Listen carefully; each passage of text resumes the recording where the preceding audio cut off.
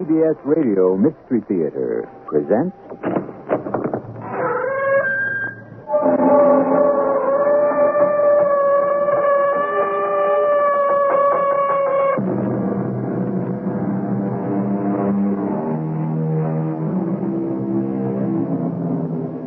Come in. Welcome. I'm E.G. Marshall. Many choose to see life as a comedy. Others see life more as a tragedy. But in truth, life, with all its strange twists and turnings, is probably best seen as a mystery. How else to respond to our complex human dramas, those hard-to-accept sequences of events and emotions that seem, quite frankly, unbelievable, until someone appears bearing proof that, yes, this too actually happened. Each human life holds its own share of mystery. Who is this waiting at my door? Master Derville. Oh, sir, I didn't think you'd come. Come in. Come in, my good man. Come in. Thank you.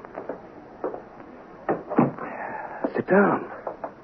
A man of your years has no need to stand in my presence. Now then, to whom do I have the honor of speaking? To Colonel Chabert. Which colonel? Colonel Roland Chabert, who died at Eylau.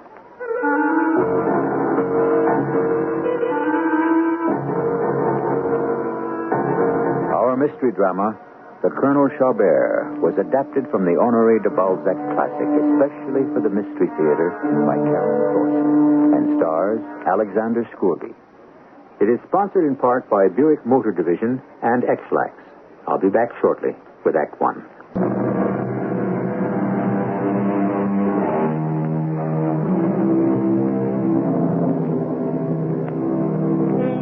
One day in the spring of 1833, French writer Honoré de Balzac burst into his sister's home with the words, "Salute me. I am well on the way to becoming a genius." Balzac was not terribly far from the truth.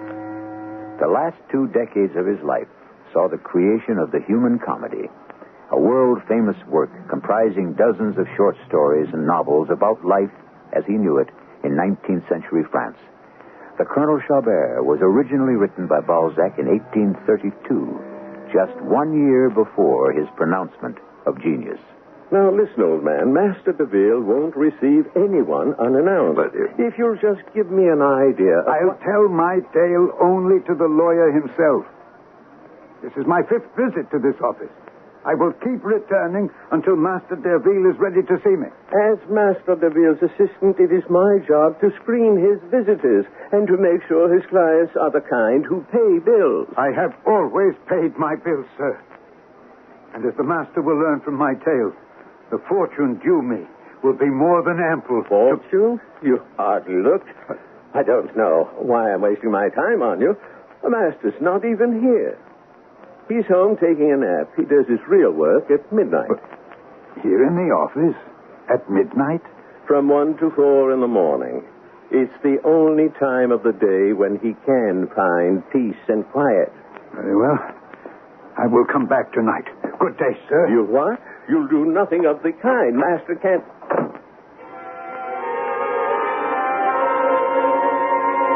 Who is this waiting at my door? Master Derville, I didn't think you'd really come at this hour. Your assistant said midnight. Come in. Come in. Calm yourself. Thank you. Now then, sit down. A man of your years has no need to stand in my presence.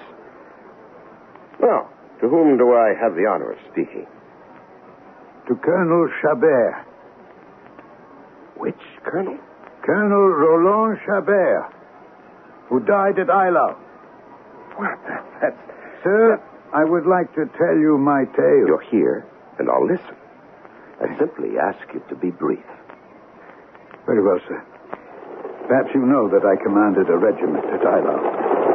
I was the central figure in the famous cavalry charge that won us the battle. Unfortunately for me, however, that charge also lost me my life. Well, we managed to drive a wedge through the Russian front line. But then I found that the Russians had closed in behind us. In order to return to our emperor, I had to disperse them all over again. I led us straight into the thick of the enemy cavalry. 2 Russian officers, 2 near giants, both attacked me at once.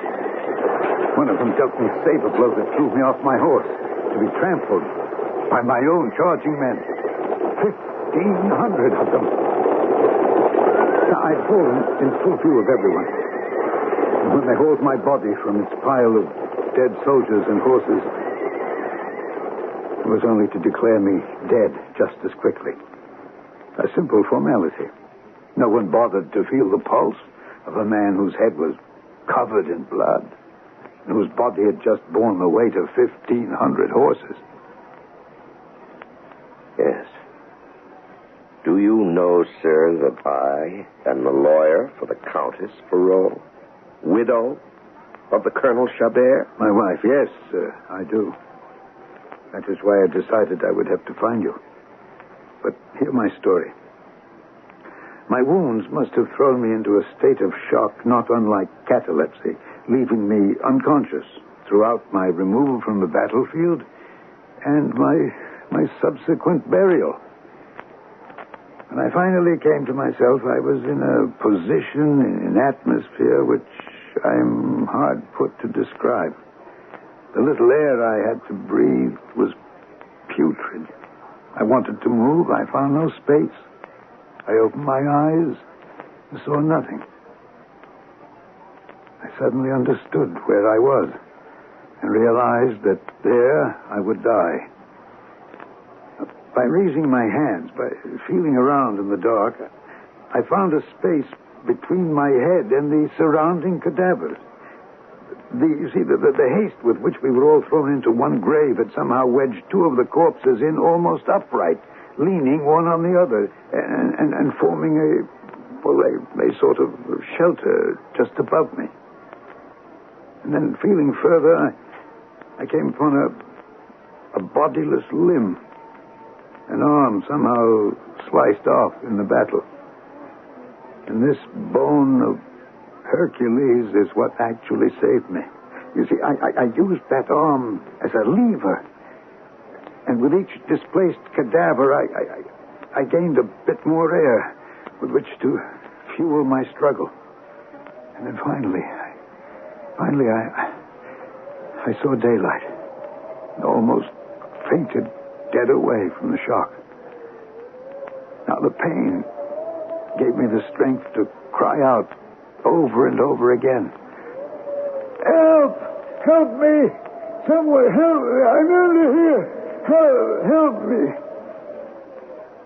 Finally, one brave woman, whose curiosity got the better of her, came close enough to discover that my head, looking much like some lonely cabbage or mushroom, actually rested on top of a living man's body. She went for her husband, and the 2 of them unearthed me, took me to their home. For 6 months, I hung somewhere between life and death. They turned me over to the hospital in Heilsberg, where one morning I awoke from my stupor and remembered my name. I can remember telling them now. I am the Colonel Chabert. Yes, I am the Colonel... No, you don't understand. I know I am. They laughed. They'd retrieved me from a field, naked, without uniform, papers, or memory, and 6 months later I suddenly claimed I was a colonel. They thought it was just more delirium. Finally, however, my doctor began to believe me, and he took the trouble to have that good couple who saved me sign papers attesting to my strange rescue. He also notarized his own official opinion. But now, Master Deville, I must confess that I have none of those papers. The war returned to Heilsberg. I was put away as a crazy man, 2 years in the mental institution in Stuttgart. As time went on, I actually became convinced of the impossibility of my own adventure. I became resigned. I no longer insisted on being called by my name. And then, lo and behold, one day, they set me free.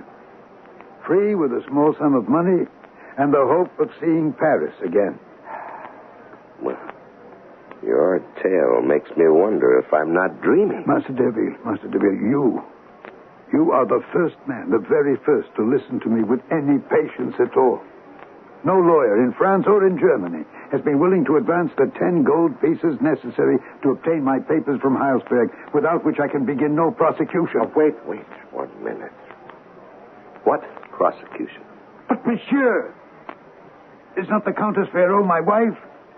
She holds all of our properties, and at least 30,000 francs of back salary due me, and refuses to advance me a penny. Well, you know, certainly, that the Countess has remarried, given birth to 2 heirs. I know, and it's of no help to my argument, yes.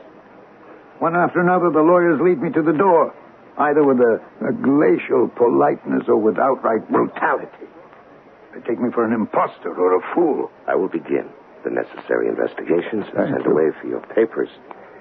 And until their arrival, I will advance you some money to live on. If you are indeed the Colonel Chabert, you will understand the modesty of a loan from a man who has yet to make his fortune. Now, please continue. Where was I? In Stuttgart. Oh, yeah. You had just been released from the mental hospital. Yes. I sent letters.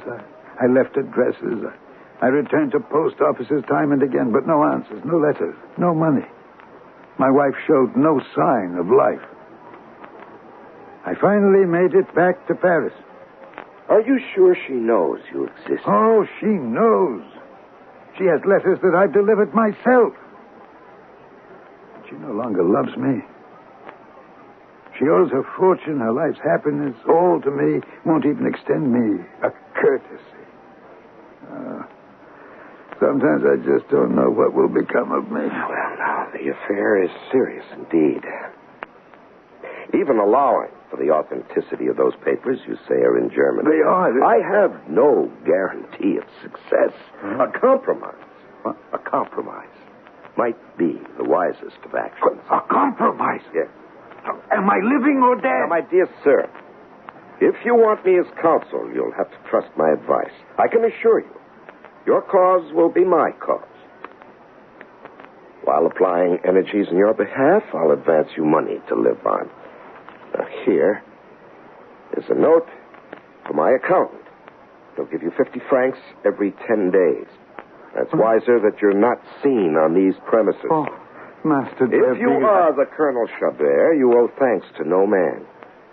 I advance these sums to you in the form of a loan, payable when your fortune is regained. All this is almost too much. No. All right. Will you give me that doctor's name and address? Yes. Or wherever it is I must write in order to recover your papers? Yes, here. It's all written right here. All right. Here. It's all on that piece of paper. Dr. Hartz, Hildegeist, 122 Kirchenstrasse. Yes. All right. Seems in order. And this is your address here in Paris? Yes. Fine. Very well. I'll be in touch with you as soon as I have any news.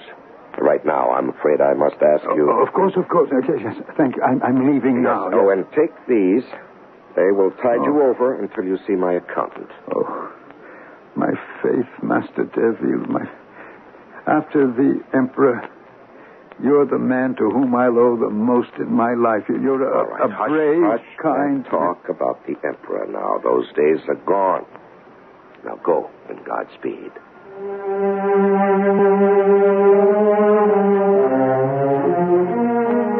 A strange tale, almost incredible by anyone's standards. And yet Master Derville has chosen to believe it, or at least to pity the old man enough to advance him something to live on. Do you believe the old soldier is really Colonel Chabert? You'll have to wait for Act 2 for a closer look at the truth. We'll be back in just a few moments.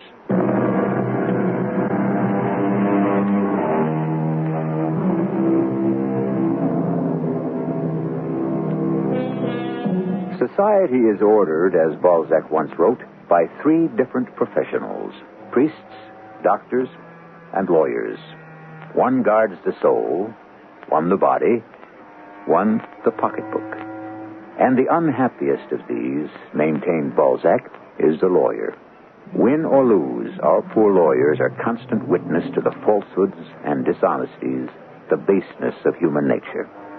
It is a rare lawyer who can maintain his faith in innate human goodness, who can claim that there is hope for mankind. Master Deville, with his generosity to our would-be colonel, seems to be one of the few. But is he? I say, Master Deville, what's this bill from your accountant for 600 francs? I don't recall. Oh, yes, I'd almost forgotten that case. Thanks for reminding me, Blanchet. May have cost me 25 pieces of gold, but even if it has, I'll never weep for my money. One night, some weeks back, I found an old man waiting. What? He actually came then? The old derelict with the scar on his forehead? Well, I'm glad he came. That old man's story brought the whole war to life for me. His tale would be with me for a long time. An old soldier, was he? And you've been lending him money. Yes, well, I may have been royally duped, but 600 francs isn't too much to pay for the memory. Oh, there's more mail, sir. A large packet from Germany. Germany? Oh, that must be what I've been waiting for. It's been 6 weeks since I set off with it. Well, yes. Oh, I wasn't fooled after all. He is the Colonel Chabert. The Colonel Chabert? But he's a war hero. He died. Yes, so most people believe, but the old man is alive. Blanchet, you saw him. Now, I have the proof. Chabert.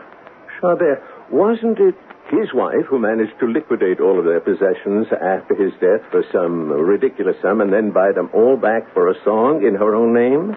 Why, she's your client now. Not that we see very much of her around here. Yes, that's the one. She doesn't spend much time around here because all her dirty work is done through her accountant, Delbec.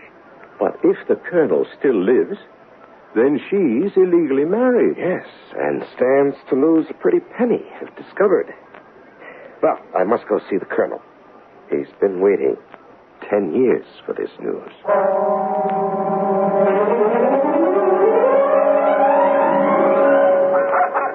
Hello? Hello? Anyone home? Hello? Here, Master Derville. Oh, Colonel. It is you. I heard your voice, but I couldn't... Well, I was beginning to think I'd never hear from you. Oh, my dear Colonel. Oh, my. To think that the man who won the Battle of Arlo lives in such... Colonel, then you believe that... Master Derville, have my papers come then? Yes, your papers have come, and they confirm all that you told me. I have no doubt that you are the Colonel Chabert. The struggle finally ends. Yes, but why didn't you write? I would have come at once. This is no place for a man of your standing. The news is too good to delay. Colonel, is there any place we might sit down and talk? Well, of course. I apologize for the mud. The courtyard isn't very well drained. Do step this way. There's solid ground over here. Nice. Yeah, in here. These are my quarters. Oh. I don't mean to embarrass you, Colonel, but surely with the funds I advance you could have found better lodgings than this, a straw bed, a dirt floor. No, please, Master, I can explain. It's true, these surroundings are not exactly luxurious, but those who lodge me have done so for a year out of kindness, long before I could pay them a franc. I won't walk out on them now, just because my fortunes improve. Besides, I'm in the midst of teaching their children how to read. But with your money, Colonel, they could have at least lodged you better. Oh, this is the best room they have. You know, my friends have years of work ahead before they'll pay off this dairy farm. That is, until I recover my fortune, which won't be long now, will it, Master? I must remind you, Colonel, that your affair is extremely complex. What, to me, it seems perfectly simple. I was thought dead, but here I stand. Give me back my wife and fortune. Give me my general's title. My dear Colonel, as I tried to tell you once before, things are not all that simple. in the judicial world. A compromise is the best course for both of us. No. Now, I'm going to see the Countess today to see exactly what she'll settle for, but I can't go without your consent. Well, no, let's both go. The two of us. In the shape that you're in, Colonel, you'd risk losing the entire case. Now, take courage, please. The final solution will work out in your best interest, believe me. You must trust me to choose that which is most to your benefit. I'll do as you see fit. So I shall. I will resolve this whole thing amicably, arrange annulment of both the Death Act and your marriage. Will restore all your rights, Colonel. You'll be called General, not Colonel, and start receiving a sizable pension.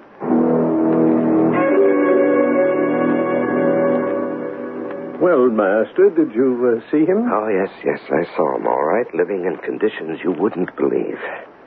Well, I guess an old soldier is used to rough betting.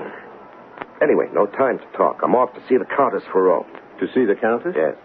Oh, you might want to glance at these files before you go. I pulled some information together while you were off seeing the Colonel. Oh, you're a good man, Blanchet. Let's see what you've gathered. Mostly information on Delbecq, her accountant. He's the real scoundrel, that one. Then there's also this thing on her husband, the Count, who is repeatedly frustrated in his attempts to win a seat in the Senate. Oh? Apparently, money and title haven't sufficed, and rumor has it that his wife's lack of education and background are what's holding him back. Ah, that's it, Blanchet. There we have it. I needed some kind of leverage, a threat of sorts that would bring her around to our way of thinking. I don't quite see your meaning, sir. It's quite simple, Blanchet. We persuade the Countess that the Count would be delighted to be freed of his marriage to marry some well-placed senator's daughter. It won't take her long to deduce that the Count will have just that opportunity if she doesn't arrive at some kind of a settlement with our poor old Colonel. Ah, Master Delville. The workings of a fine legal mind are a thing of beauty indeed. Do come in, Master Delville. The maid announced your arrival. How nice of you to drop by. Can I offer you a cup of tea? Thank you, Countess, but no thank you. I'm here on rather serious business. Oh, dear, what a shame. The Count is not in this morning. There's no shame at all, Madame. I have no wish for his company. I know through Delbecq that you prefer to handle your affairs on your own without bothering your husband. Well, then I shall summon Delbecq. You may not even want his company. Now, listen, just one moment, please. One sentence should be enough to clarify matters. Colonel Chabert lives. Is it with such inelegant jokes that you expect to clarify matters? Madame, you seem to ignore the dangers in store for you. You believe my first husband can rise from the dead? I have Napoleon's witness that he died and was buried in Germany. I'll contest anyone who tries to prove otherwise. Madame, I can tell you that proof exists. Since you are obviously the lawyer for this impostor Chabert, allow me the pleasure... Madame, I am still, at this moment, your lawyer as well. But do you actually believe I care to lose a client as valuable as yourself? But since you don't care to listen... Speak, Master Delville. I'll listen. Thank you. Your fortune comes from the Colonel, and yet you rebuff him. Your fortune is enormous, and yet you let him go begging. Don't you think that the judge's opinion The of that... judges will side with me because of my children. Anyway, what obligation have I, financial or otherwise, to a man I've been told is dead? One never knows how the law will decide, Madame. You may come out of this as a bigamist. And worse, you may discover an adversary whom you don't yet suspect. A new adversary? And who could that be? The Count Ferrot, Madame. My husband. The Count has too great a respect and affection for me to ever... Madame, were he to learn that his marriage stood a chance of being annulled and that his wife might well be judged criminal, if not by the law, at least in public opinion... He would defend me. No, Madame. And why not? Perhaps because he'd rather marry the daughter of some well-placed senator, whose seat would eventually go to the son-in-law. What regrets could he harbor, moreover, since By such an act, he'd be returning the wife of a grand old war hero to his rightful... Enough! I'll never have another lawyer but you. What must I do? Settle, madame. One question, Derville. Yes. Does the Colonel still love me? I don't believe it could be otherwise, madame. I await your orders to know whether you wish to sign the papers in your own home or to negotiate in my offices. I'll come to your offices.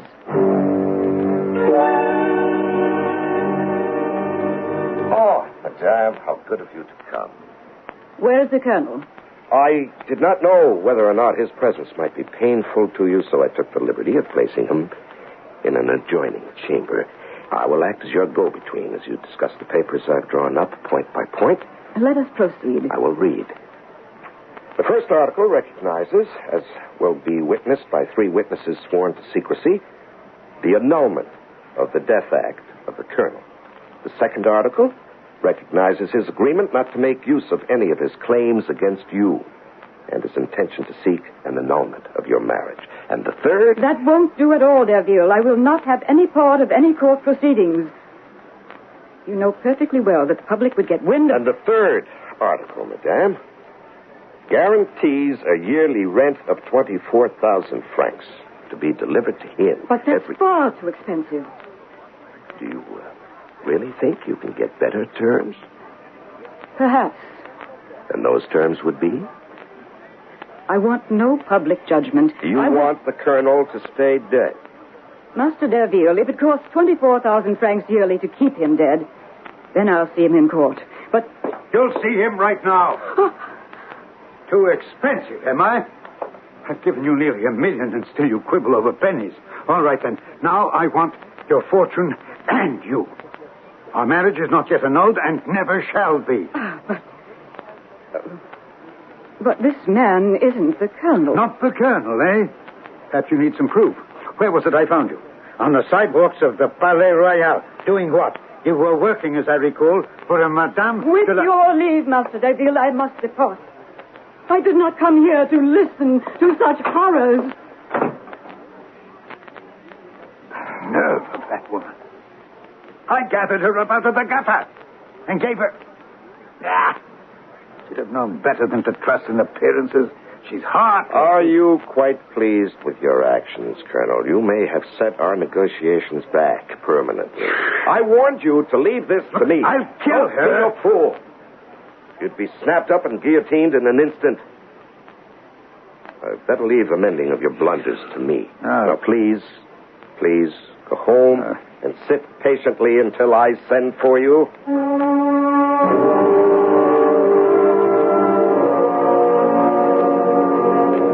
Once enmeshed in a mystery, in the complexities of any highly keyed human drama, it's very difficult to separate emotion from reason. The events sweep you along faster than you can possibly think. Our poor Colonel Chabert is so emotionally involved in his own crisis that he's doing himself more harm than good. Has he the wisdom, the self-discipline to sit back and let Master Derville handle everything for him? And should he? We'll return shortly with our final act.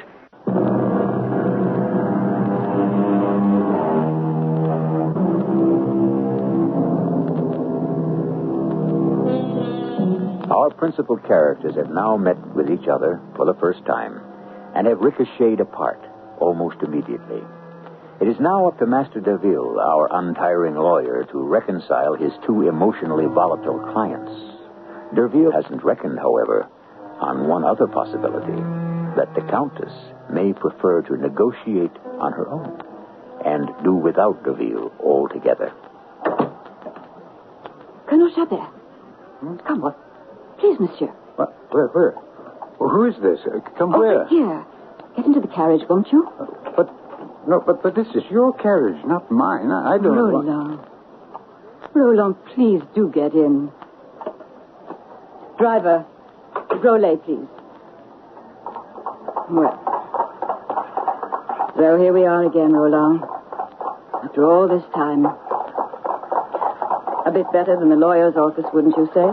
Madame, I'm afraid Look, I just don't understand. You denied it was I back there with Derby. Roland, how could you ever doubt that I know you?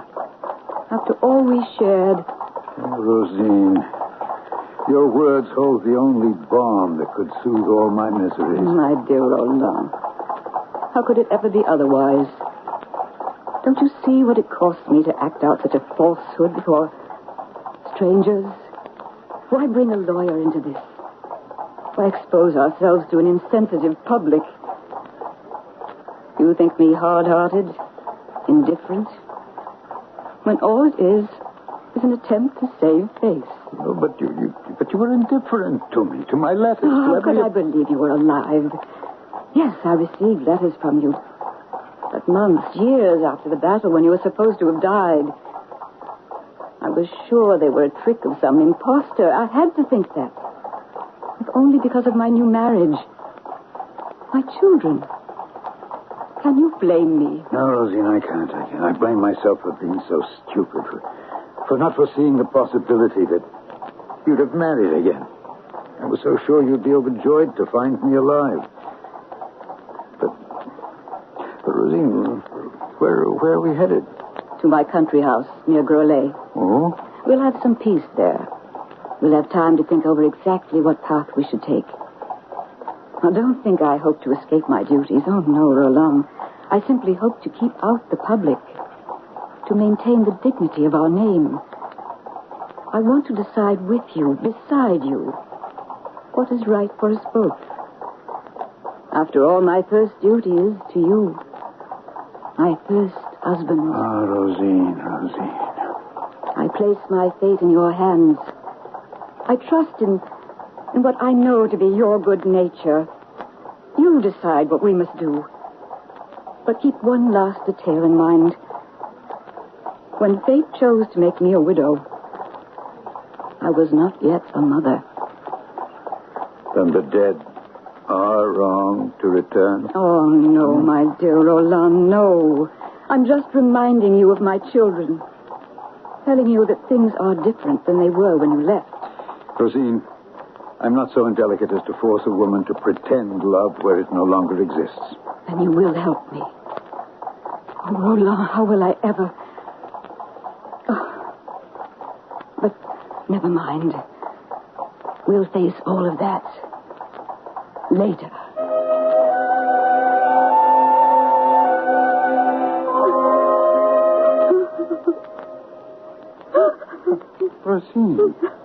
Rosine, what's the matter? What's wrong? Nothing. An hour ago when I left you, you were laughing, and now I find you in tears. What on earth could have happened? Nothing. But you can't be crying over nothing. Look, is it something I've done? Our last 2 days have been absolutely idyllic, so happy. Well, what could make you cry when everything is going so well? I wish I were dead. Dead? Rosine, what on earth is the matter? Just leave me alone. My situation is more than a human being can bear. Please, tell me what's wrong. It's my husband. What? How can I ever call him that name? In your presence. Of course you must call him your husband. He's the father of your children, is he not? Now, please don't worry about hurting my feelings. Just tell me what troubles you. It's just that my husband... Don't you see? If my husband, the Count, ever asks where I've been, if he ever discovers that I've been staying here with some stranger... But I'm no stranger. Anyway, we've done no wrong. And how is he to know that? What on earth shall I tell him? Oh, Roland, there's no hope for me. I must resign myself. My dearest, you know I've resolved to sacrifice myself to your happiness. It's impossible. I know it's too much to ask of you. No, what is too much to ask? Haven't we agreed that How can I ask you to renounce your identity? To deny your whole life? What? To simply sign it away? Sign it away? No. Isn't my word good enough for you? How can I hope for such a sacrifice? You'd be giving your whole life for me daily, for the rest of your days. But No, it's impossible. But, Rosine, Can't you simply accept my promise of silence and let me live my days away here in your little country house? I don't need much. A little tobacco, the newspaper. Live here? No, but you can't. Oh, never mind. Just do as you wish. Make your arrangements with my accountant, Delbeck, when he comes tomorrow. I can't bear to think about this anymore. Well, Delbeck, did he sign? No, madame. I don't even understand quite what happened. He took one look at the papers, and, well, the old horse reared up and ran away. I might have known he wouldn't go through with it. We'll just have to ship him off to some hospital. There are plenty of doctors who'll declare him insane with no trouble at all. Insane, is it? I'll show you who's crazy. I'll show you what an old horse can do.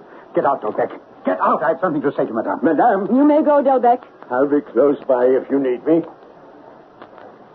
I'll go in a minute. I have no desire to stay in your company any longer than necessary. I simply wanted to tell you that I bless the stroke of fate that drove us apart. I not only no longer love you, I have no taste even for vengeance. I don't curse you.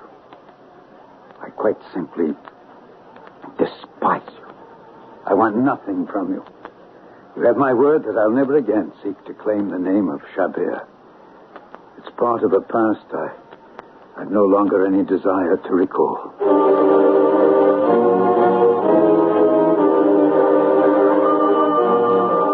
Go along. There's a lawyer to see you. Room 7. A lawyer? I've asked for no lawyer. Mr. Roller, Colonel Chabert, that it is you. I knew it. Even from the back of the courtroom, I recognized you. I just had to come down here and see if it really was you. Why did you disappear as you did? Where have you been all these months? Oh, it's Master Derville, isn't it? Yes. How nice of you to come and visit. I think they put me away for good this time. Too many vagrancy charges. As I hear tell, they may send me to some old people's poorhouse. Well, how did you wind up in this place? Tale's not worth the telling. Oh, now, come now, Colonel. I remember one night when your tale kept me stunned in my chair. I remember advancing some money to you. Money I was sure that you'd eventually pay back. I never could understand why you didn't.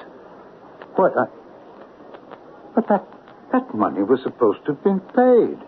I was sure that the Countess would have at least paid for that. No. The Countess took her business elsewhere and left all your bills outstanding. Tell me this. Does the Countess still live? Yes, she still lives. Richer than ever, I might add. Oh, of course. Still married to the Count. Then your debt shall be paid. You have a piece of paper? A pen? Yes. Good.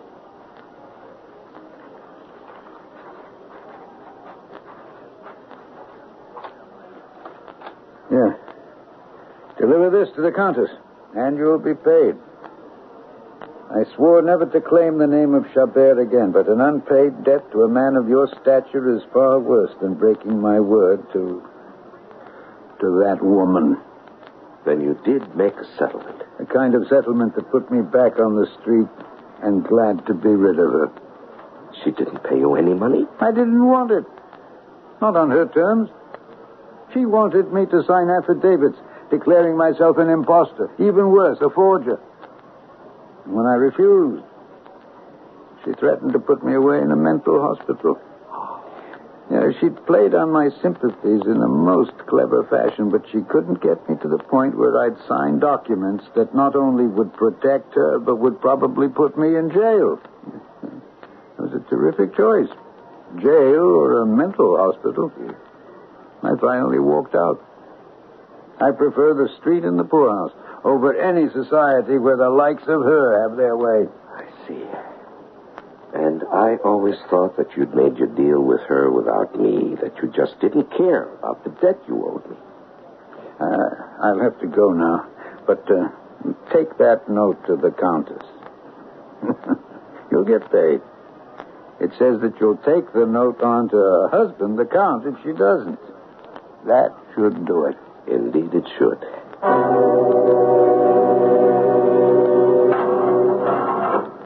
Oh, my Master DeVille. I figured it had to be you, but why... Read this. What? Well, this is a guaranteed income of 25,000 francs a year. In whose name? It's for Monsieur Roland. Signed by the Countess Perrault. Yes. I did a little lawyering when I went to see the Countess with your note. She was so moved by my arguments that she not only paid my bill, she also agreed to this little stipend for you. I hope you don't mind. Mind? I'll never thank you enough. How shall I ever know how to spend it? Well, I'm sure you'll find a way. I just couldn't live with the idea of such a noble fellow going off to the poorhouse. Oh, I know what I can do with the money. My friends with the dairy farm. They lost it because they couldn't pay the mortgage. I'll buy it back for them. Would you handle the legal papers? Of course. You know, I spent 14 years trying to rise from the dead and finally stopped trying. And now you brought me back to life overnight. Derville, there is justice after all.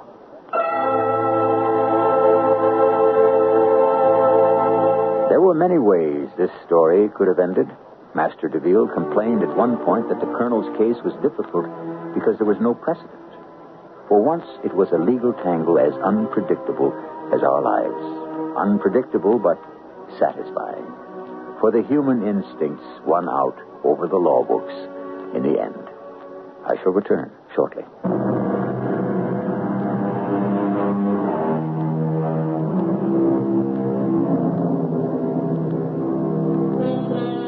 Balzac himself, as a matter of fact, chose to end the colonel's story slightly differently. Derville and the colonel did indeed meet up in prison by accident, and the colonel did give Derville a note for the countess. Derville, however, according to Balzac, did no more than redeem his own debt and did nothing further to help the poor colonel.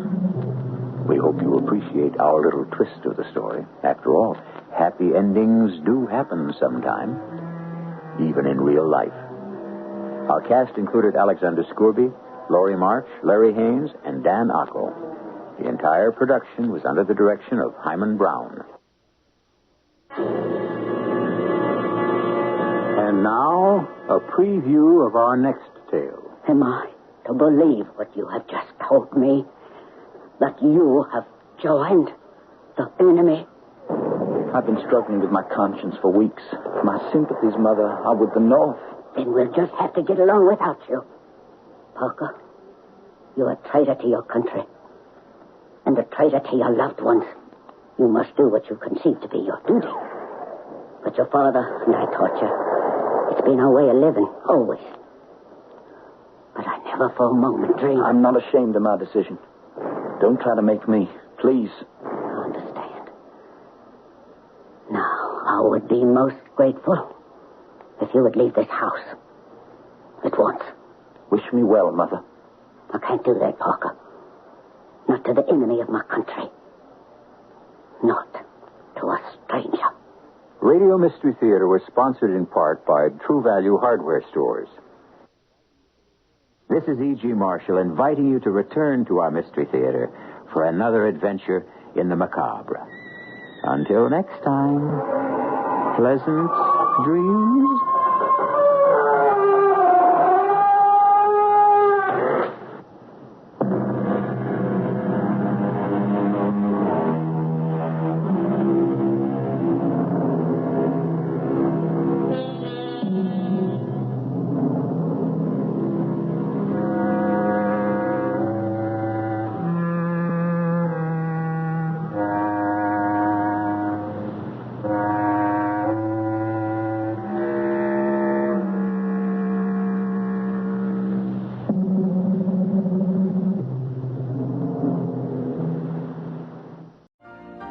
You've been listening to the OTR Gold Network. Find more classic radio at otrgold.com.